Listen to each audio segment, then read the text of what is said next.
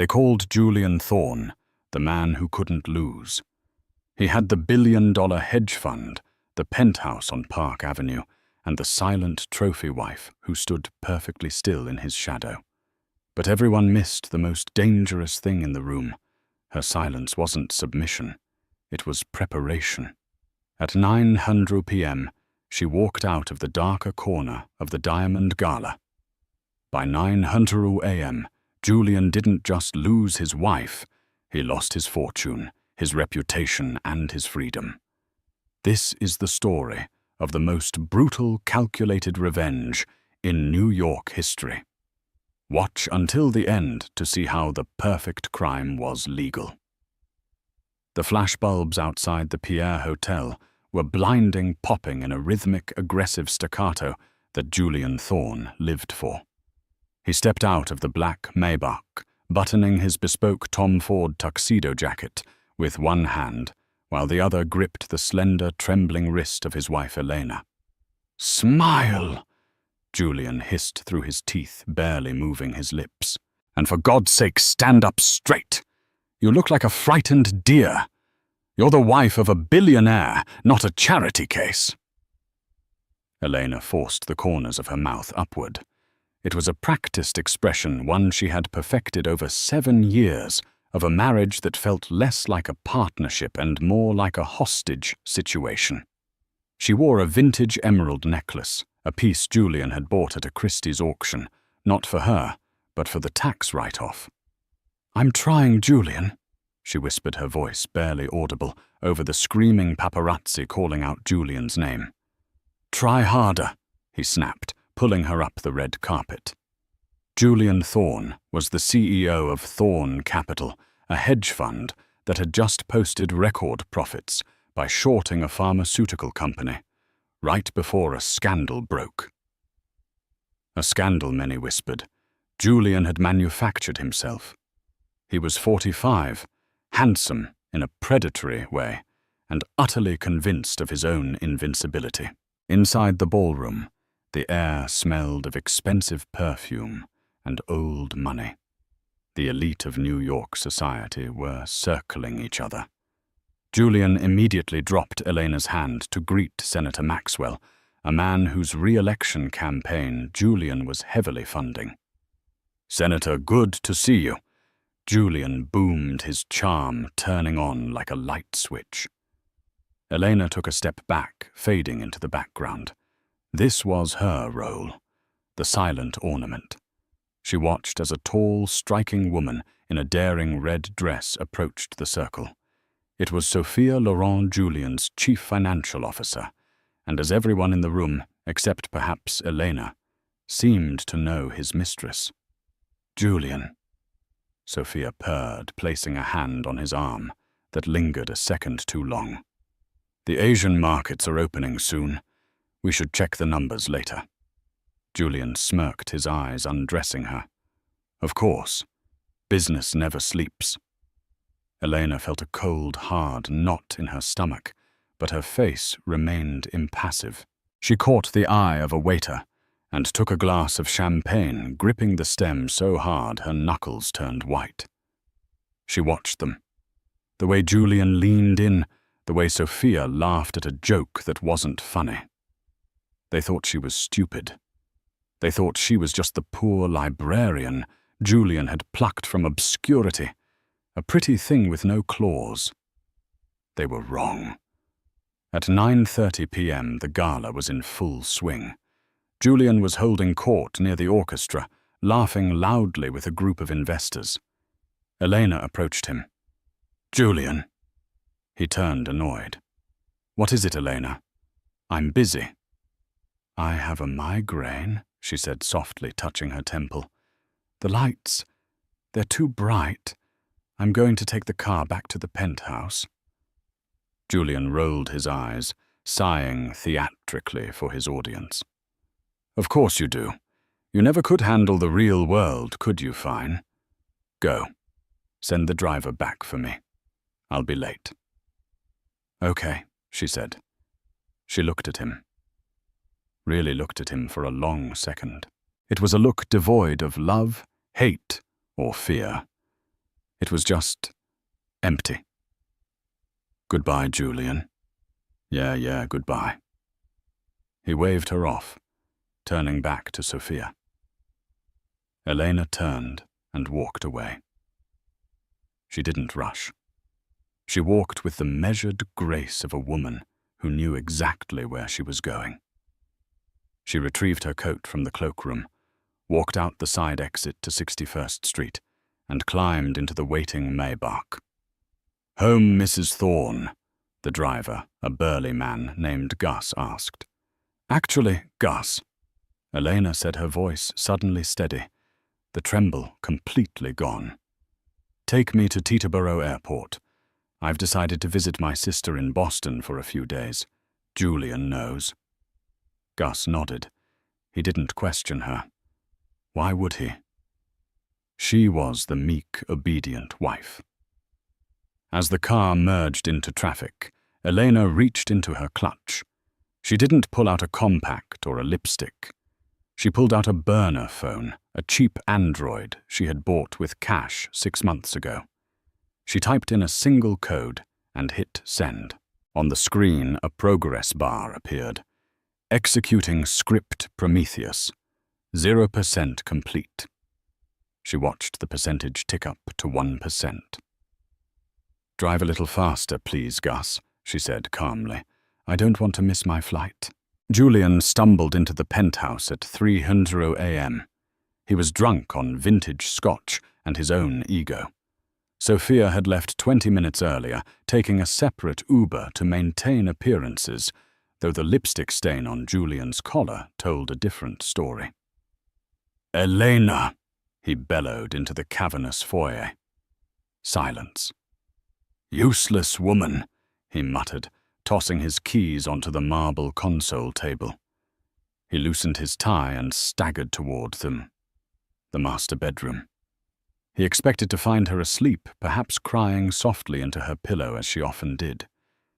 He liked it when she cried. It made him feel powerful. He pushed the door open. The bed was made. Perfectly pristine. The sheets were tight, the pillows fluffed. It hadn't been slept in. Julian frowned. "Elena." He checked the bathroom. Empty. He checked the guest rooms. Empty. A flicker of irritation rose in his chest. Had she actually gone to a hotel? If she had, he would cancel her credit cards in the morning. He would teach her a lesson about leaving without permission. He went to the walk-in closet to change. He froze. The closet was usually filled with Elena's modest collection of designer clothes, things he forced her to wear. But tonight it looked normal. Her dresses were there. Her shoes were lined up. But something was wrong.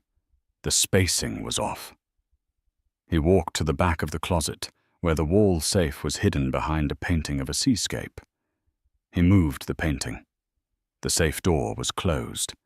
He punched in the code 0 to 5 1880. His birthday. The light turned red. Error. He frowned. He typed it again. Error. What the hell? He tried the master override code. Error. System lockdown initiated. Damn it! He kicked the wall. He was too drunk to deal with a malfunction. He decided to deal with Elena's tantrum in the morning. He stripped down to his boxers and collapsed onto the bed, passing out within seconds. He didn't hear the hum of the servers in his home office down the hall, suddenly spike the fans whirring as they processed terabytes of data. He didn't hear the notification ping on his phone, then another, then a cascade of them lighting up the dark room like strobe lights. Julian woke up at 8:15 a.m. to the sound of pounding. It wasn't a polite knock. It was a heavy, authoritative thudding against the front door of the penthouse. He groaned, his head throbbing. "Gus, get to the door!" he yelled. No answer. The house was dead silent, except for the pounding. Julian dragged himself out of bed. He grabbed his silk robe. "I'm coming, hold your horses." He marched to the front door, anger rising. He looked through the peephole and stopped dead. It wasn't the doorman. It wasn't room service. Standing in the hallway were 3 men in windbreakers. On the back of the jackets, in bold yellow letters, was the acronym FBI. Julian's heart hammered against his ribs. He unlocked the door. "Julian Thorne?" the lead agent asked. He was an older man with a face like carved granite. "Yes," Julian said, trying to summon his CEO voice. "Do you have any idea what time it is I'm calling my lawyer?" "You can do that, Mr. Thorne," the agent said, stepping into the foyer without waiting for an invitation. "I'm Special Agent Miller. We have a warrant for the seizure of all electronic devices and physical assets located in this residence." "Seizure on what grounds?" Julian demanded, backing up. "This is harassment, on the grounds of wire fraud, embezzlement, insider trading, and—" Agent Miller looked down at a clipboard. "Violating the RICO Act." "That's insane." Julian laughed nervously. "My books are spotless. My CFO handles everything." "Your CFO, Ms. Sophia Laurent, was picked up by our team 20 minutes ago at her apartment," Miller said calmly. "She's already cooperating." The color drained from Julian's face. "Sophia. But that's not why we're here right this second.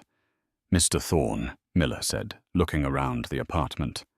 "We're also here regarding the welfare of your wife, Elena Thorne."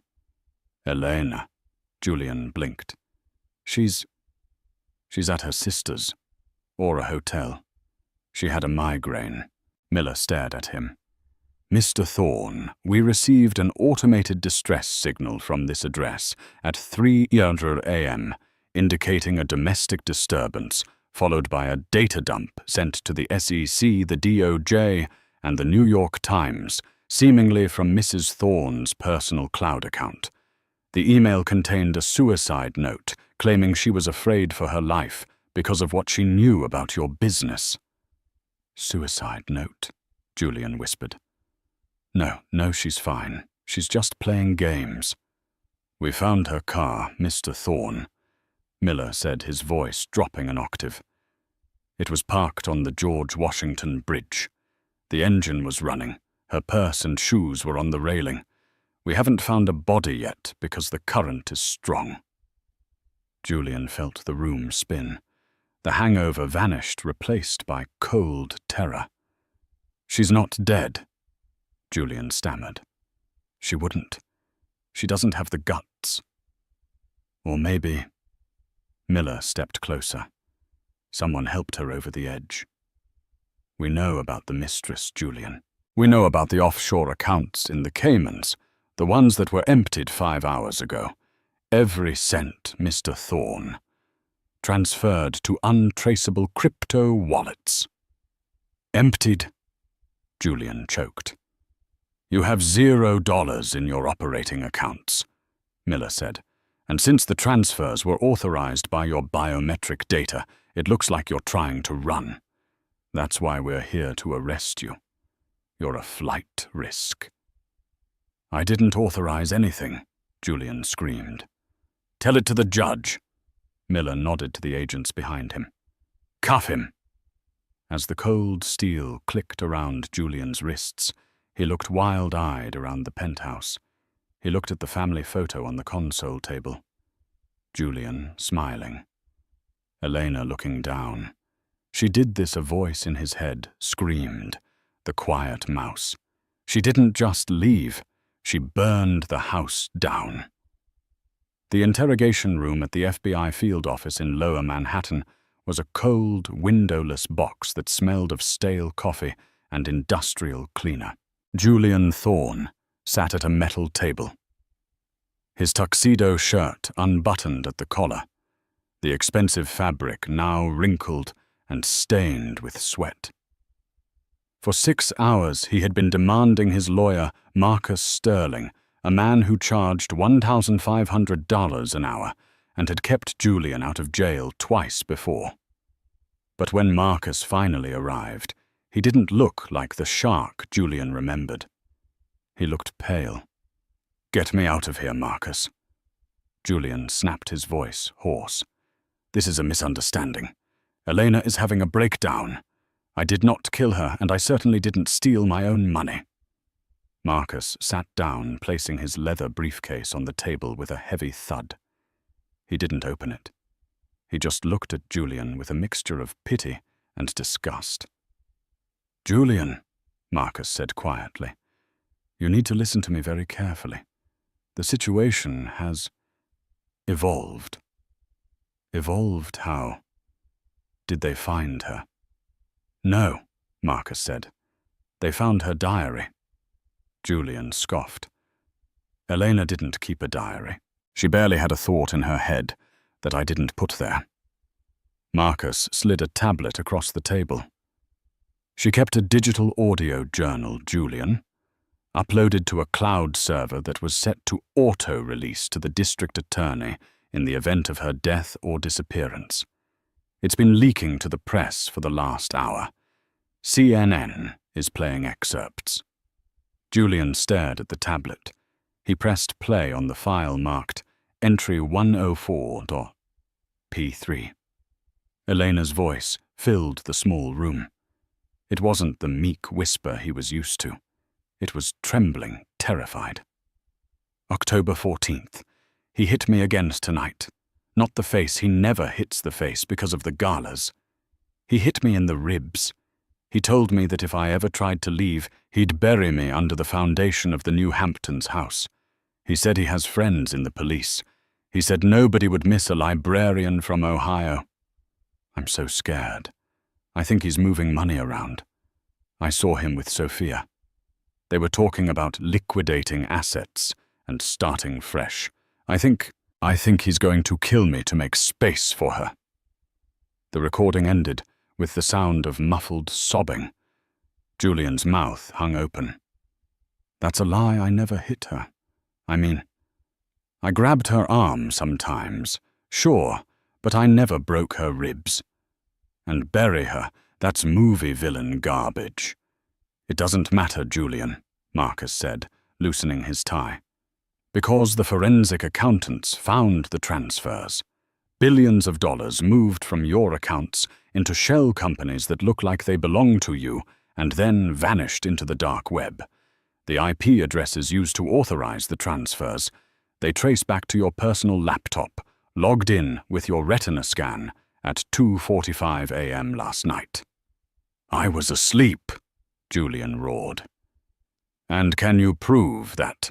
Marcus shot back. "Your wife is missing, presumed dead. She left a note saying you were going to kill her. Money is missing.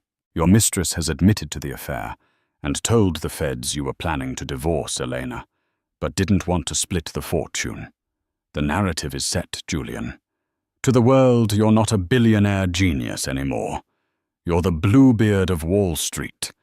You murdered your wife to run away with your mistress and your money." "Sophia." Julian's eyes narrowed. "Sophia can vouch for me. She knows I didn't move that money." Marcus sighed, rubbing his temples. "Sophia Laurent signed a plea deal 20 minutes ago. She's claiming you coerced her into the fraud. She's throwing you to the wolves to save herself from a 20-year sentence. She told them about the insider trading the falsified reports, everything. She gave them the smoking gun emails." Julian felt the blood leave his extremities. "What emails?" "Emails from your account to her detailing the illegal shorts. Emails you sent last week." "I didn't send any emails," Julian screamed, slamming his fist on the table. "They came from your device Julian sent during hours you claim you were working late." Marcus stood up. "I can't represent you on this. The conflict of interest is too high, and frankly the firm is dropping you. Your assets are frozen. You can't pay me. Good luck with the public defender." Marcus walked out. Julian sat alone in the silence. The weight of it crushed him. He wasn't fighting a legal battle anymore. He was fighting a ghost. Eleanor had constructed a reality that was more convincing than the truth. The arraignment the next morning was a circus. The courthouse steps were swarmed with protesters holding signs that read, "Justice for Eleanor," and "Eat the rich." When Julian was led into the courtroom in an orange jumpsuit, shackles around his ankles, the gallery erupted in hisses. He scanned the room, looking for a friendly face. There was none. His board of directors, his friends, the politicians he had bribed, they were all gone. The prosecutor, a sharp-eyed woman named District Attorney Vance, didn't hold back. "Your Honor," Vance boomed, pointing a finger at Julian. "This man is a flight risk of the highest order. He has successfully hidden over $2 billion of stolen funds. He is the prime suspect in the disappearance and likely homicide of his wife. We request that bail be denied." Julian's public defender, a harried man named Mr. Klein, who smelled of cigarettes, stood up weakly. "Your Honor, the evidence is circumstantial. No body has been found." The judge, a stern man named Justice Halloway, a man Julian had once insulted at a golf tournament, peered over his glasses. "Mr. Thorne, given the massive financial resources you have apparently squirreled away and the grave nature of the threats recorded by the victim, I am remanding you to Rikers Island pending trial. Bail is denied." The gavel banged. It sounded like a gunshot. As the bailiffs dragged Julian away, he looked at the press gallery. A camera zoomed in on his face. He didn't look arrogant anymore. He looked like a trapped animal. And in a small, nondescript motel room 300 miles away, a woman watched the live stream on a burner tablet. She took a sip of cheap coffee, her eyes cold and dry. She whispered one word at the screen. "Karma." Rikers Island was a far cry from the penthouse at the Pierre. Julian was placed in protective custody, which meant solitary confinement, ostensibly for his own safety. But in reality, it was just another form of torture. For 3 days, Julian paced the 6x8 cell.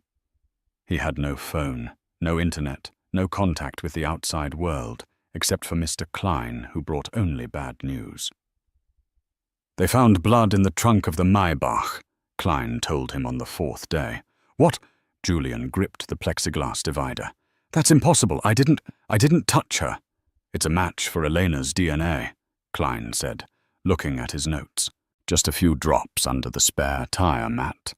The prosecution is theorizing you knocked her out. Put her in the trunk, drove her to the bridge, and tossed her over." "I didn't drive the car," Julian yelled. "Gus drove the car." "Gus is gone, Julian," Klein said. "The driver. He vanished the same night Elena did.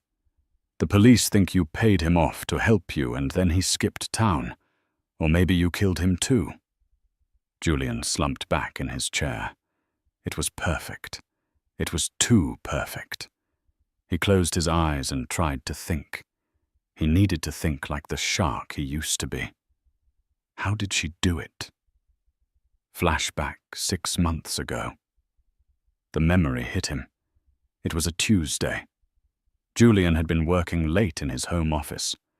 Elena had come in with a tray of tea. "Get out," he had snapped. "I'm entering the passkeys for the Cayman accounts. If I lose focus, I have to start over." "I'm sorry, Julian," she had said, bowing her head.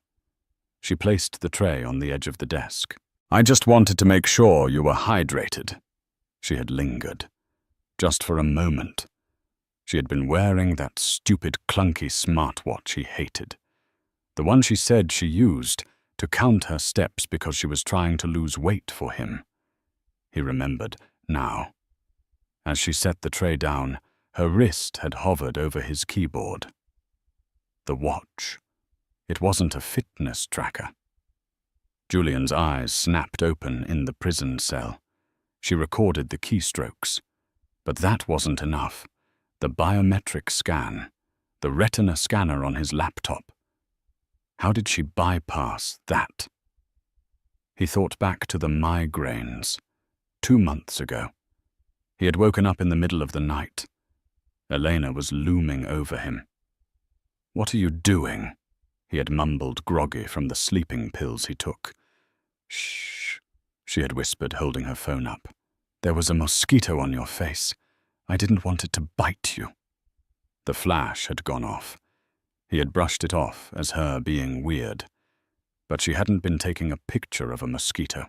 She had been taking a high-resolution scan of his iris while his eyes were open in the semi-conscious state. Or perhaps she had used a specialized app. No, that was too sci-fi. Think simpler. The IID on his laptop. It had a backup, a fail-safe. If the scanner failed 3 times, it required a master password and a physical security key, a YubiKey he kept on his keychain. His keychain. The night of the gala. He had thrown his keys on the marble table. He had been drunk. He had passed out. She hadn't just left. She had come back. No, the doorman would have seen her, unless she never left the building. Julian's mind raced. The timeline. 9:30 p.m. Elena leaves the gala. 10:15 p.m. She arrives at the penthouse, allegedly, to pack. 3:00 a.m. Julian arrives home. There was a 5-hour gap. She didn't run away immediately. She went to the apartment. She waited for him to come home drunk. She waited for him to pass out. She used his physical thumbprint while he was unconscious to unlock the phone. She took the physical security key from his keychain. She performed the transfers while he was snoring in the next room. Then she planted the evidence, the messy closet, the fake struggle. But the blood Julian remembered a week ago. Elena had cut her finger while chopping vegetables. It was a deep cut. She had bled into a bowl. She had been weirdly calm about it, staring at the blood before washing it away. She saved it. The realization made Julian retch. She had been harvesting her own blood, freezing it, saving it to plant in the car. This wasn't a crime of passion. This was an engineered dismantling of his life. Elena sat in a diner booth wearing a brunette wig and thick-rimmed glasses. She looked like a graduate student, or maybe a young writer. She wasn't Elena Thorne anymore. Her passport, a masterpiece of forgery she had paid $50,000 for on the dark web, said she was Nora Gray. She opened her laptop, a brand-new air-gapped machine that had never touched Julian's Wi-Fi. She navigated to a secure banking portal. The interface was plain grey text on a black background. Account balance, 214,000 tons distributed. Status laundered, clean. She didn't smile. Smiling was for people who had won a game. She hadn't won a game. She had survived a war. She took a bite of her toast. She scrolled through the news. Thorne Capital collapses SEC, freezes all assets. Search for body continues in Hudson River. She clicked on an article about Sophia Laurent. Mistress confesses he made me do it. Elena allowed herself a small, cold smirk. That was the master stroke. She hadn't just framed Julian. She had framed Sophia as his accomplice. She had used Julian's email, which she had access to for months, to send Sophia incriminating messages. She had planted deposits in Sophia's accounts, just enough to look like bribes, not enough to make Sophia rich. She had turned Julian's 2 allies against each other. She closed the laptop. She wasn't done yet. Julian was in prison, yes, but he was a narcissist. He would find a way to weasel out. He would hire better lawyers. He would find a loophole. She needed to ensure the nail was driven into the coffin so deep it could never be pulled out. She pulled out the burner phone. She had one final message to send, not to the police, not to the press. She dialed a number she had memorized from Julian's black book, the physical book he kept in a safe she wasn't supposed to know about. The phone rang twice. "Yeah," a rough voice answered. "This is regarding the shipment in Newark," Elena said, her voice dropping to a mimicry of Sophia's sultry tone. "Mr. Thorne wants to renegotiate the terms. He's feeling squeezed." "Thorne is in jail," the voice growled. "Exactly," Elena said. "And he's thinking about talking, unless you ensure he stays quiet." She hung up. The man on the other end was Salvatrucha Sal Moretti, the head of a construction union that Julian had been using to launder money for the mob. Elena knew that the FBI couldn't keep Julian in jail forever on financial crimes, but the mob. They would handle him for free if they thought he was a snitch. She stood up, left a $20 bill on the table, and walked out into the crisp autumn air. She had a flight to catch. But back in New York, the walls were closing in on Julian from sides he didn't even know existed. Julian Thorne had spent his life believing that money was a shield. It could deflect lawsuits, silence critics, and buy freedom.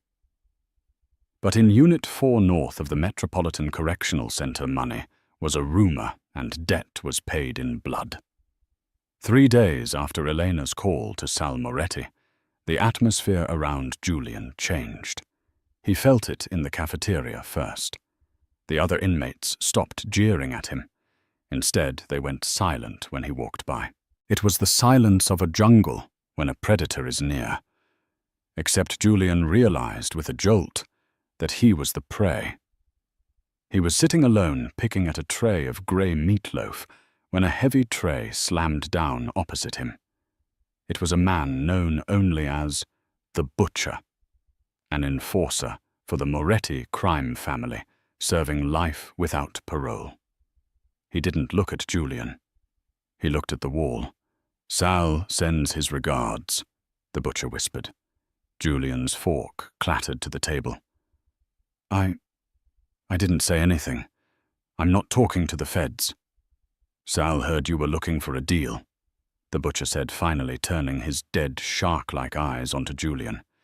"He heard you were going to trade the union construction contracts for a lighter sentence on the wife thing." "That's a lie," Julian hissed, sweat beading on his forehead. "My wife set me up. I don't know who told Sal that. But doesn't matter." The Butcher interrupted. He slid a small, folded piece of paper across the table. "You have 24 hours to plead guilty to everything. The fraud, the murder, all of it. You go away for life, you keep your mouth shut, and you live. You try to fight it. You try to cut a deal." The Butcher made a slicing motion across his neck. "Enjoy your lunch, Mr. Thorne." Julian stared at the paper. It was a picture of his elderly mother in her nursing home in Florida. Taken yesterday. The blood drained from Julian's face. Elena didn't just freeze his assets. She had weaponized his criminal associates against him. She knew he had no way to contact Sal to explain. She knew Sal was paranoid. She had backed Julian into a corner where the only way to save his life and his mother's was to accept life in prison for a murder he didn't commit. That afternoon, Julian met with his public defender, Mr. Klein. "I want to take the plea," Julian said, his voice trembling. Klein looked shocked. "Julian, are you sure the evidence on the murder is circumstantial? We could beat the homicide charge. We could get it down to manslaughter, maybe 10 years. "No!" Julian screamed, checking the door of the interview room. "No trials, no press. I want to plead guilty to first-degree murder and grand larceny. Today, right now." "But why?" Klein asked, baffled. "Because I want to live," Julian whispered, putting his head in his hands. The irony tasted like ash in his mouth.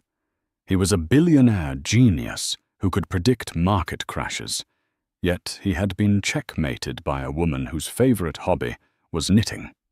He was going to prison for killing a woman who was currently breathing free air just to stop a mobster from killing him for a snitch he hadn't committed. It was the perfect trap. The morning of the sentencing, the sky over Manhattan was a bruised purple, heavy with a coming storm that refused to break. Inside the federal district court, the air was recycled and stale, carrying the faint metallic scent of floor wax and nervous sweat. Julian Thorne sat at the defendant's table, his hands folded on the polished mahogany. To the casual observer, he looked defeated, a man crushed by the weight of his crimes. His shoulders were slumped. His expensive suit hung loosely on a frame that had lost 15 pounds in 3 weeks of solitary confinement. But internally, Julian's mind was racing with the frantic, calculated energy of a rat navigating a maze. He wasn't defeated. He was surviving. He glanced at the gallery behind him. It was packed. Reporters, former employees, curious onlookers, they were all there to see the King of Wall Street fall. But Julian was looking for only one face. The butcher. He found him in the back row. The mob enforcer was wearing a cheap suit that strained at the shoulders, looking out of place among the legal clerks and journalists. The butcher caught Julian's eye and gave a nearly imperceptible nod. It was a confirmation. "Take the fall. Keep your mouth shut about the union money laundering, and you live." Julian exhaled a breath he didn't realize he'd been holding. He had made the deal. He would plead guilty to the murder of Eleanor Thorne. He would confess to a crime he didn't commit to save himself from a death sentence on the streets. It was the hardest trade he had ever made. But Julian Thorne was a survivor. He would go to a minimum security federal camp, keep his head down, and maybe, just maybe, in 20 years, he could appeal on grounds of ineffective counsel. "All rise!"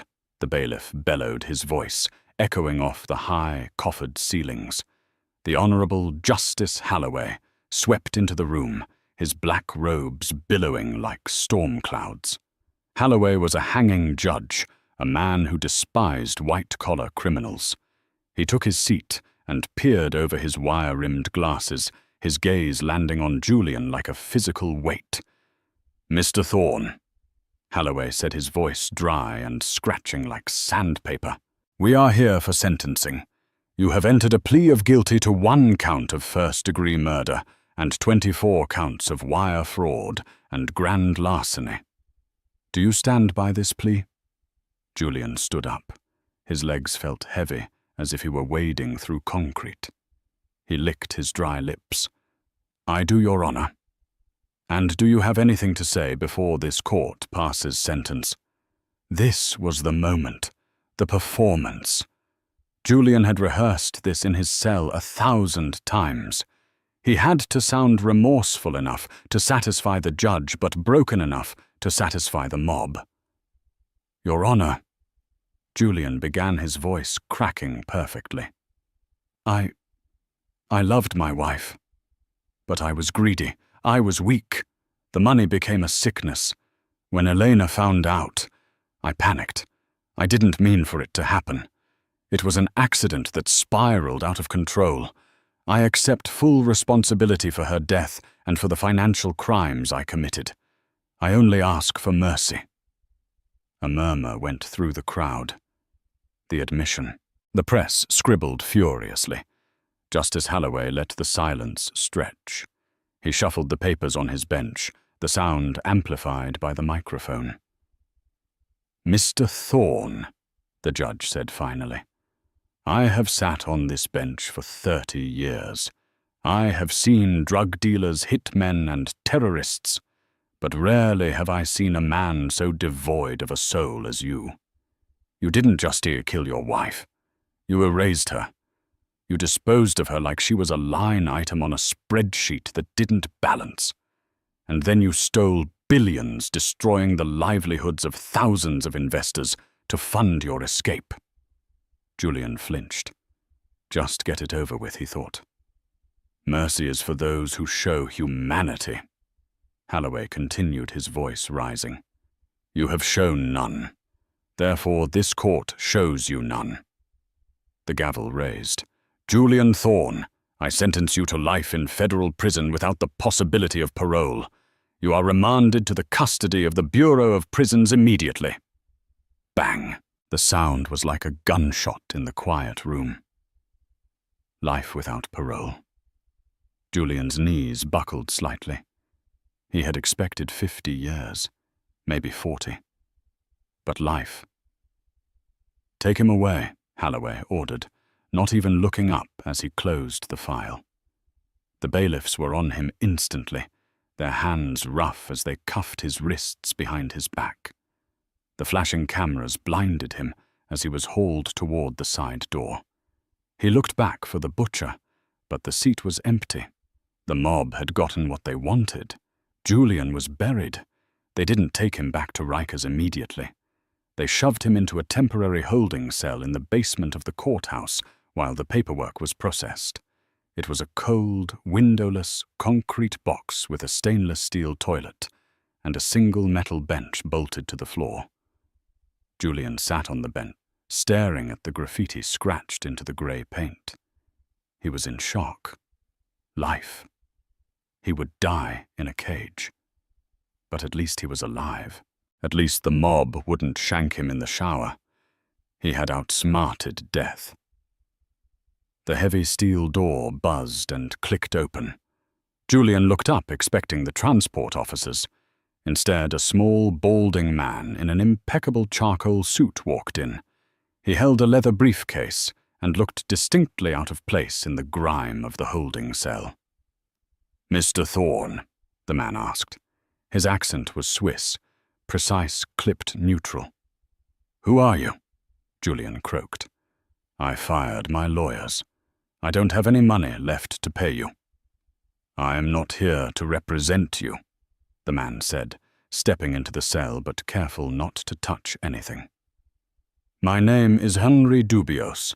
I am a solicitor with the firm of Vanguard and Associates in Zurich. I am here to execute a specific instruction left in our escrow." "Escrow?" Julian frowned. "I don't have accounts in Zurich anymore. The Fed seized everything." "This does not concern your accounts, Mr. Thorne," Dubios said. He opened his briefcase. "This concerns a package that was deposited with our firm 7 years ago, with strict instructions to be delivered to you personally only in the event of a sentencing of life imprisonment or death." Julian felt a cold prickle on the back of his neck. 7 years ago, who deposited it? Dubios didn't answer. He simply pulled out a thick, cream-colored envelope. It was sealed with red wax. "This is for you. My task is complete." The solicitor placed the envelope on the metal bench next to Julian, turned, and knocked on the door. The guard opened it, and the man vanished as quickly as he had appeared. Julian stared at the envelope. It looked heavy, expensive. The paper was textured linen. He reached out with his cuffed hands, his fingers trembling. He picked it up. A scent hit him. It was faint but unmistakable. Lavender and vanilla. It was Elena's perfume. The world seemed to tilt on its axis. His breath hitched in his throat.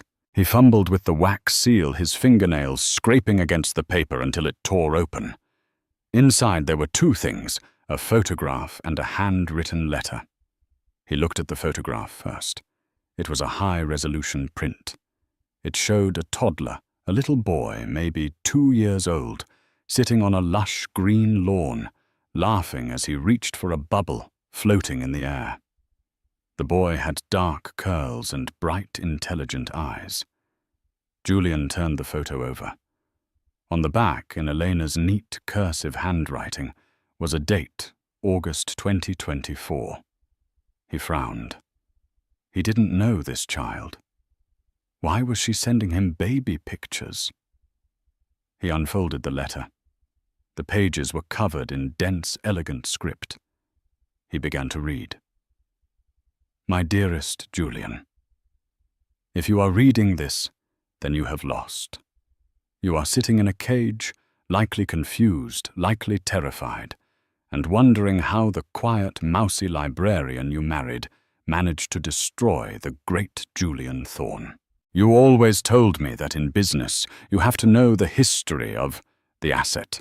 You have to know where it came from to know what it's worth. But you never checked my history. Did you, Julian?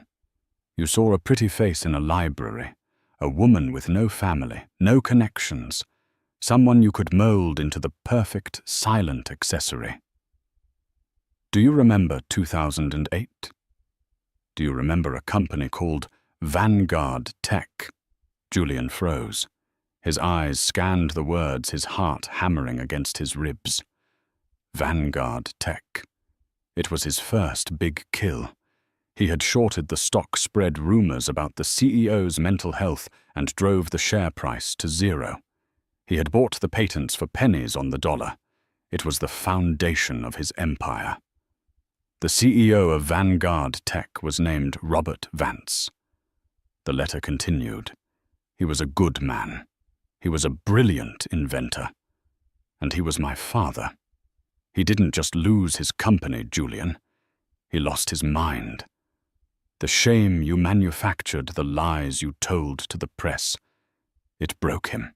I was 22 years old when I came home and found him in the garage. He had hanged himself with an extension cord because you bankrupt him.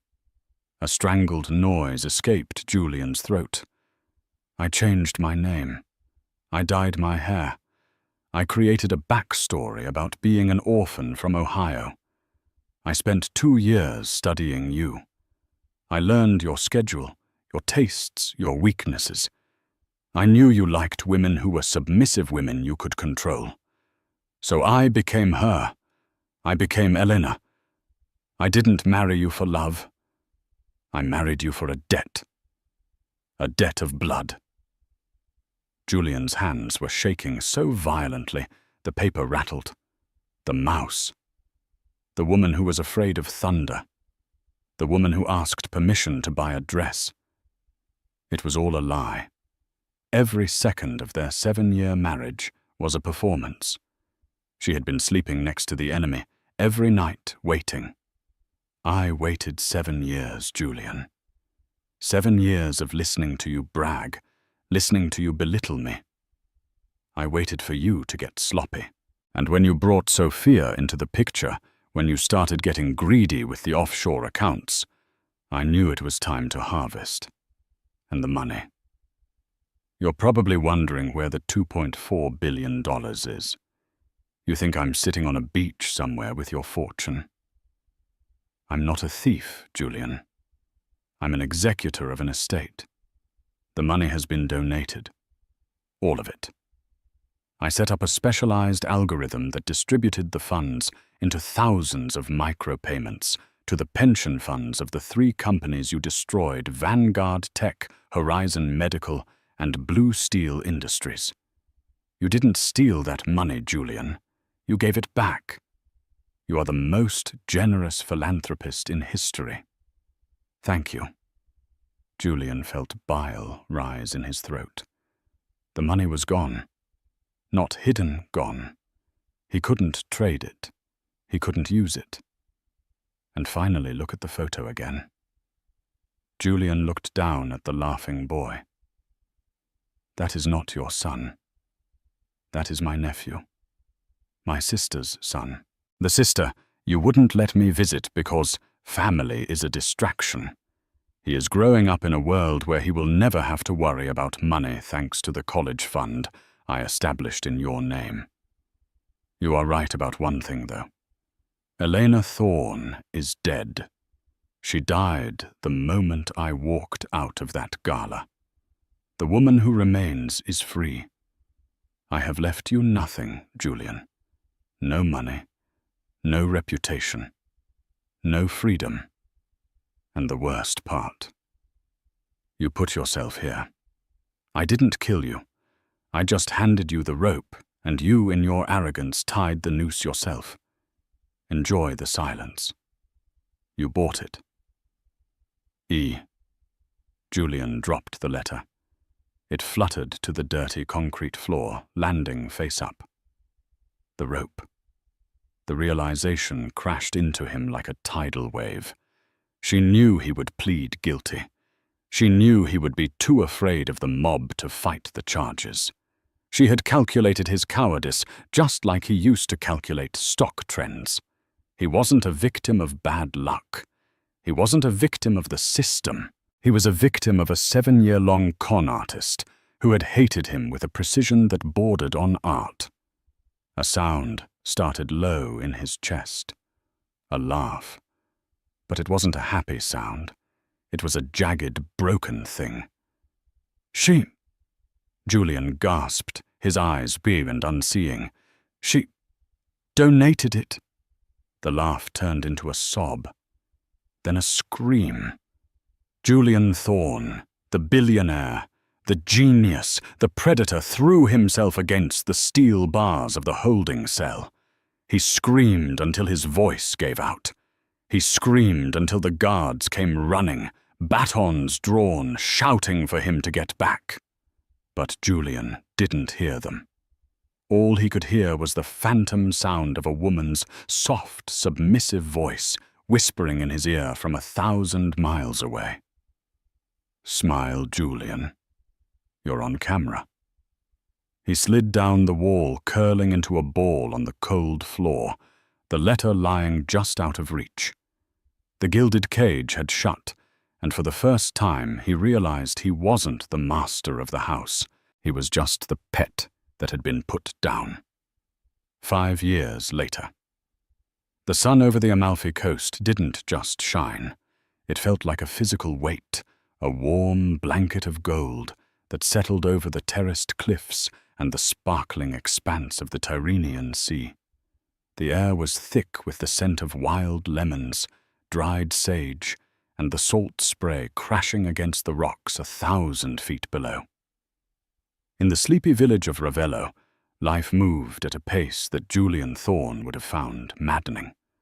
There were no tickers tape, no high-frequency trading algorithms, no urgent emails. There was only the slow, rhythmic tolling of the church bells and the murmur of conversation in the piazza. Sitting at a small wrought-iron table outside Café di Napoli was a woman the locals knew as Miss Rosie.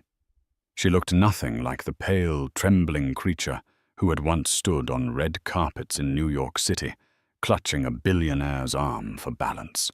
Her hair, once a chemically straightened blonde, was now cut into a sharp, chic bob and dyed a deep, warm chestnut. Her skin was tanned from hours spent tending to the small olive grove behind her rented cottage. She wore a simple linen dress and leather sandals, an outfit that cost less than a single pair of socks she used to own as Elena Thorne. But the most striking difference was her eyes.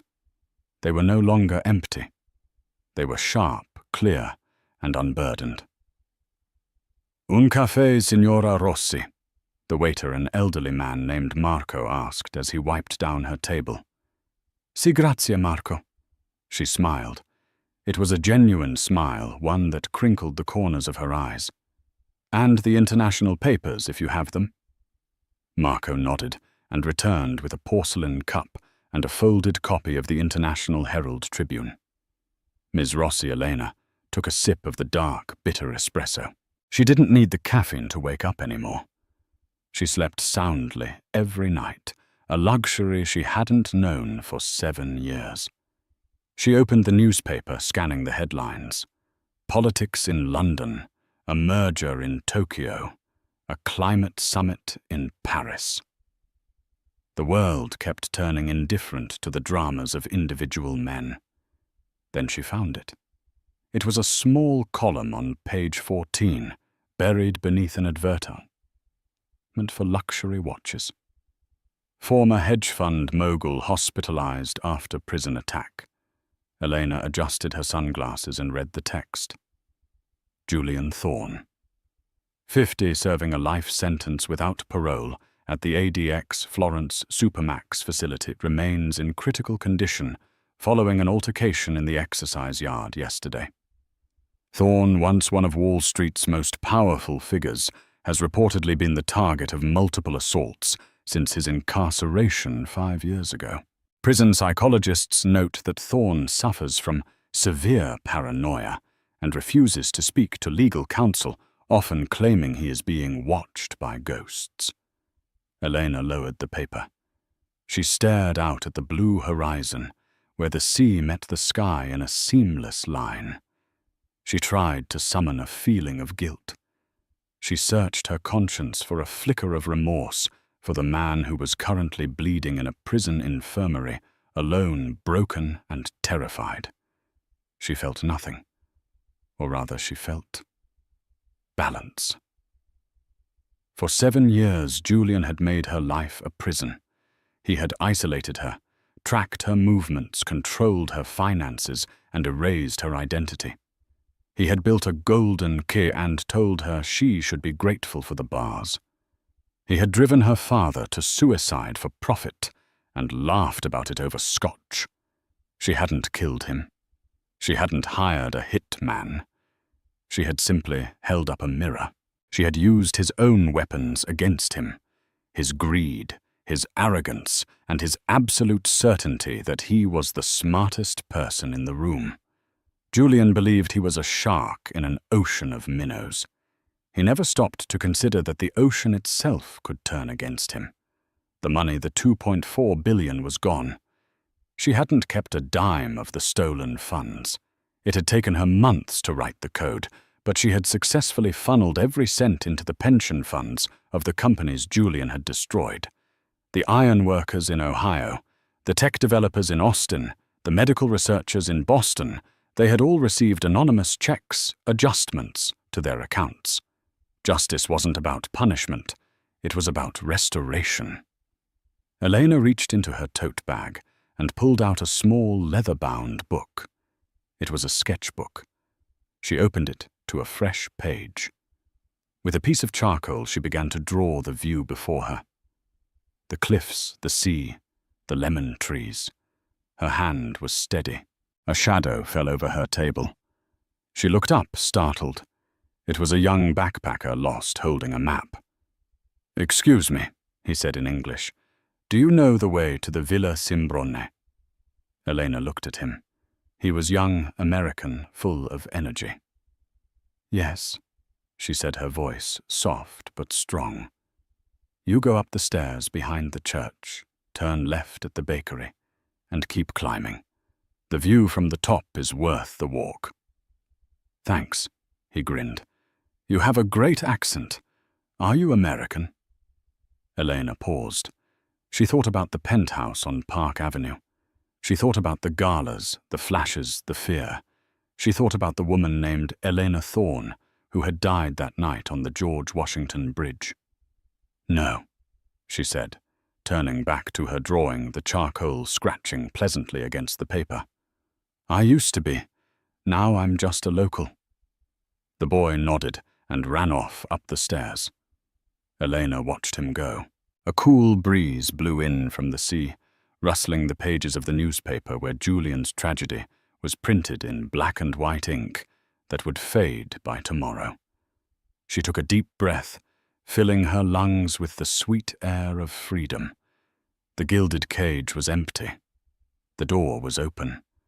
And the bird hadn't just flown. She had learned to soar. "Karma," she whispered to the wind. And for the first time in her life, the wind didn't whisper back. It just blew wild and free, carrying her secrets out to the endless blue sea. And that brings us to the end of the story of Julian and Elena Thorne. In the end, Julian lost everything, not because he wasn't smart, but because he underestimated the quiet woman standing in his shadow. Elena proved that the most powerful revenge isn't violence, It's patience. She waited, she planned, and she let Julian's own nature be his downfall. Now I have a question for you guys. Do you think Elena was right to keep the money for the victims, or should she have turned it in to the authorities? And was life in prison a fair punishment for Julian, considering he didn't actually kill her? Let me know your thoughts in the comments below. I love reading your theories. If you enjoyed this roller coaster of a story, please hit that like button, share this video with a friend who loves drama, and don't forget to subscribe and ring the bell so you never miss a new story. Thanks for watching, and I'll see you in the next one.